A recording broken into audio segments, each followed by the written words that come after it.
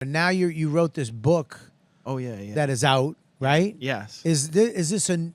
And I heard you just did another hour. I shot a special in June that's coming out on Max on December 21st. What is it about? Is it just jokes or is it? No, it's called Born on Third Base, and it's about my experience playing with the chick's tits. No, no. Third base is down the pants. Oh, that would be shit. That would be second base. So it's about finger fucking. Imagine that's it. Yeah, that's if your whole special was about what you want to do is a come hither. Yeah.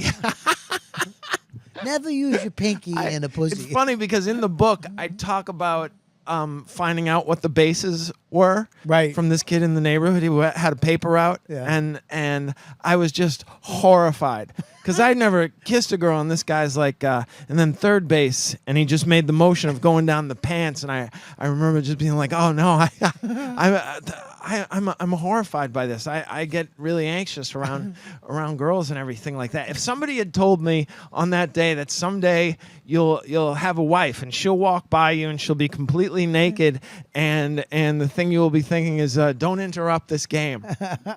It's really something how we grow out of that. But dude, the bases were I feel like they were a great.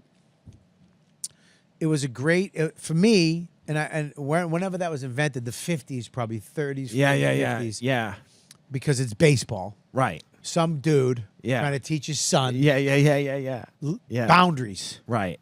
Listen, you kiss, see where that goes, right?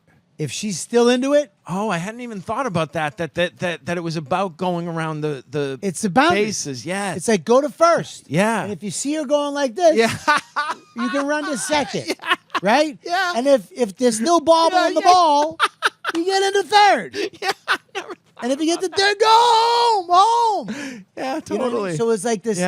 This thing that you used with girls, to know that hey, I'm kissing you right now. Yeah. And then you would touch her boobs a little bit. Yeah. If she would, a lot of times, take your hand. Cop a feel. You would let them take the breasts out. Right. And you were like, oh, God. She would.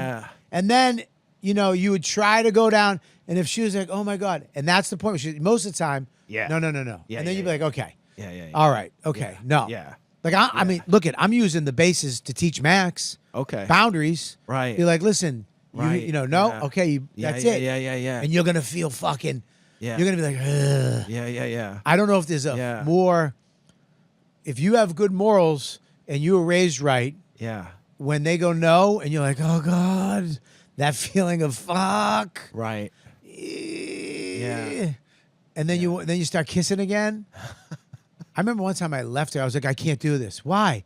Because I can't. Because you get the blue balls. Sure. Girls used to love doing that. Oh, sure. But here's because you did such a good job at describing the baseball aspect of it. Yeah. There's this thing where a pitcher will throw over to first base if there's a runner on first, right? Yeah. Over and over again. Yeah. And that's almost like I'm gonna keep kissing and maybe I'll be able to get second. That's like she keeps throwing over there, but every once in a while maybe she won't throw over this time, and I'll be able to get second. But so we were talking about why it's called Born on Third Base. It's because I grew up. We were. It's all stories of how poor we were and comparing it to what wealth is now. It's funnier than it sounds. What do you mean, like? But it's about the financial inequality and being on welfare and what that meant, and that we weren't takers. We were just up against it, and we weren't getting that much, and being on free lunch and food stamps and all that. The experience and it was humiliating, but also it made us feel like we were gritty and we would take solace in that we were tougher than the rich kids, which probably isn't always true. In some cases it's true, but also we suffered too. We have anxiety about money. I'm sure anybody who grew up that way, we have anxiety about money to this day, and everything is about working hard. When there comes a time when probably we won't have to work so hard, but we're instilled with this fear. Yeah, I mean, one of the biggest things that I had to overcome living with a girl Yeah. is having a joint bank account. Oh my word, right? Because I was like, you don't understand how I do my money. Yeah. You can't just, you know what I mean? Like I Yeah. was terrified of money. Yeah. I was terrified of money. And then there was a point where I was like, I know I can provide. Right. I'm not going to have, I might not have what that guy has. Yeah. Fuck you money. Yeah, right. Where you got a bunch of people Yeah, fucking yeah. jerking you off, laughing at your shit. Yeah. But I can roof. I remember when I was a kid, it was about a roof, Yep. food, Yeah. and it was shelter, food, Yeah. and values like Oh yeah, and family. totally. Yeah. It was that was the American dream. Yep. Like 13 of us lived in a 3-bedroom in Medford, Wow. but nobody. It wasn't like it was just that was the Donlins. Wow. They lived there. That's what you did. Yeah. My grandfather, Catholic, had sex with my grandmother 8 times, 9 times. One of them died. Wow. And you keep them. Wow. You can't just get rid of them. You can't be like, I have a career. Yeah. You know what I mean? And Yeah. my mother had me and my sister. We all lived there. Wow. But it was the happiest time of my Yeah. life. You I never don't, felt more loved. dude, Yeah. I never, it wasn't, my uncles lived in the basement, musty basement. My other uncle Tommy lived in the sun porch, freezing in the winter. Yeah. We lived in my Uncle Sean and my Uncle David and my mother and me and my sister on the floor next to the weight bench. Yeah. In their room. It was My favorite author, I brought him up with you a lot, is Kurt Vonnegut. And he always talks about in a lot of his books the importance and the value of an extended family. And he said when couples are arguing, it's usually because he's saying when they're yelling, you're not enough people for me. You're not providing enough different interests and ideas and conversation and love and support as we used to get. And I mean that makes a lot of sense to me, because one of my favorite times growing up was when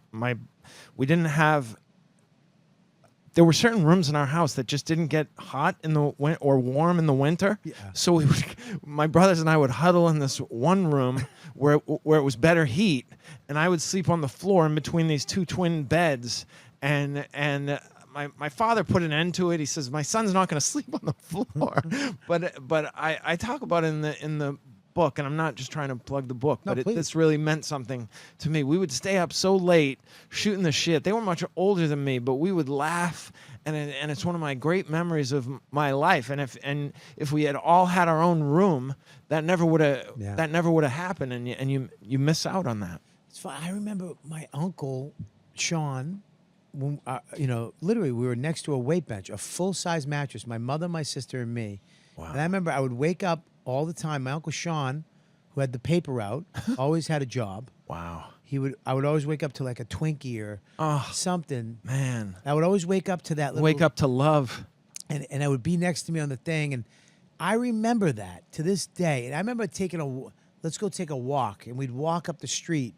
And I mean, all 5 of my uncles, I was like their little mascot. Yes, They that's call what me I was. Yeah. That's what I was with my brothers. They were 10 and 13 years older than me. They would take me all over the place to their games and out with their friends and to the mall and everything like that. And I remember this one time my grandmother was staying there, and so she had her own room, and I went into that room because it was also my room. Yeah. And my mother said, "Oh, old people, they don't shut the door." Anyhow. Nana's boobs. I don't know. You've talked about grandparent boobs. It was. No, I don't know. I remember you had a joke.